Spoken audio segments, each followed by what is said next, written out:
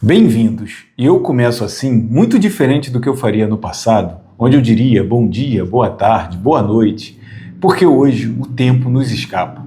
É bem verdade que, por ser uma coisa gravada, você poderia dizer que já há não tanto tempo assim, isso já é uma realidade.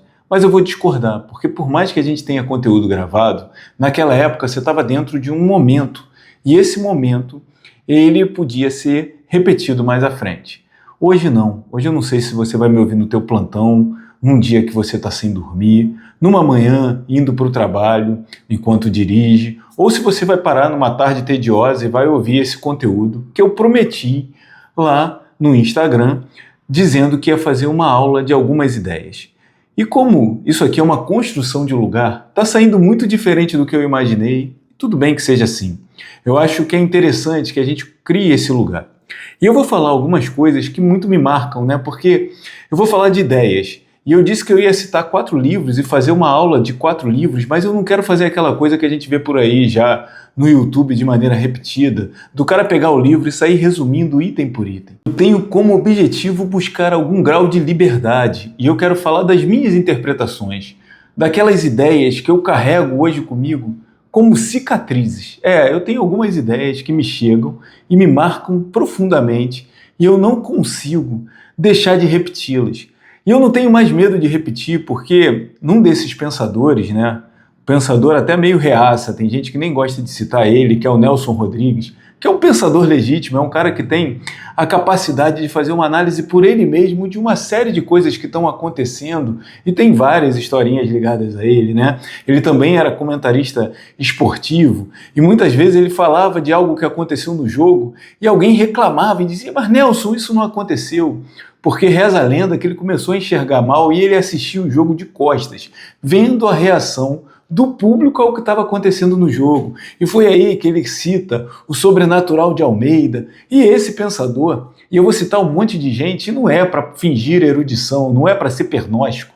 Pernóstico, palavra que eu aprendi com o Rubem Fonseca, num conto muito interessante chamado, me esqueci, Bordado. E ele fala lá que um cara que vai tatuar o próprio pênis, e tem uma série de situações em que ele chega na explicação do que é pernóstico, que é aquela pessoa que fica usando termos eruditos e às vezes coloca mal esses termos. E eu não quero citar autores para parecer pernóstico, eu quero citar para que eu seja justo com as fontes desses fantasmas que me afligem, dessas ideias que sempre me repetem num lugar de mundo que hoje a gente tem nessa virtual a possibilidade de construir. E nessas ideias que se repetem, eu tenho muita gente aí para falar. Claro que eu vou ficar preso mais aos 4 livros que eu citei, que traria conteúdo. Mas eu já disse que não serão resumos, serão pensamento em cima dessas ideias. E dentre essas ideias, algumas que sempre eu repito, que é do meu professor da faculdade, que disse que se eu fosse para o hospital e não aprendesse 3 coisas num dia, eu estaria fazendo alguma coisa errada.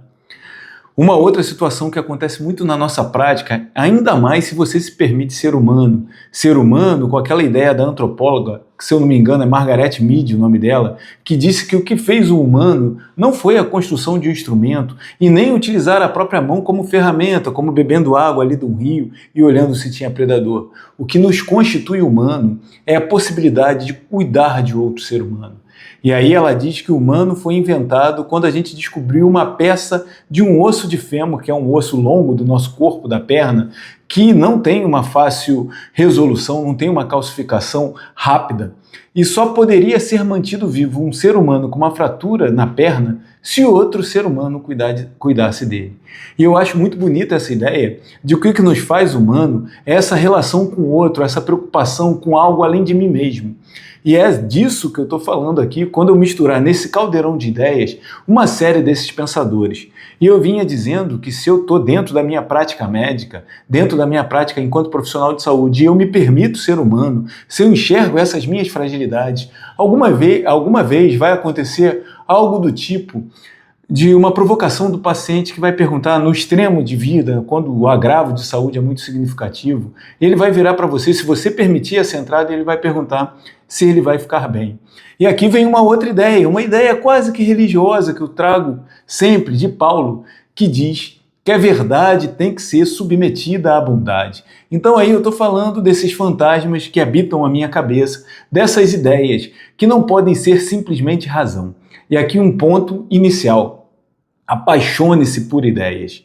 Eu acho isso uma coisa tão interessante que une duas funções básicas da vida, que é a emoção e a razão. Claro que depois do cartesianismo, do penso logo existo, a gente fica muitas vezes dando ênfase ao racional, como se tudo pudesse ser explicado, como se fosse sempre uma relação de causa e efeito, como se o corpo humano ou o mundo fosse uma máquina. Só que não existe essa linearidade, né? Muitas vezes o que nos acontece são milhões de causas, trilhões de efeitos e nem lineares são. Eu vou trazer uma série dessas ideias que ficam aqui, ó, dentro da cachola, mas também não só aqui.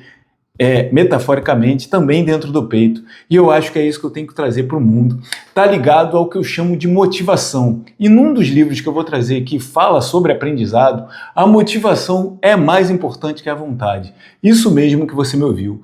Quando eu tenho um motivo, talvez eu consiga intervir no mundo de maneira muito mais positiva, muito mais profunda, do que simplesmente quando eu finjo que eu tenho uma vontade forte.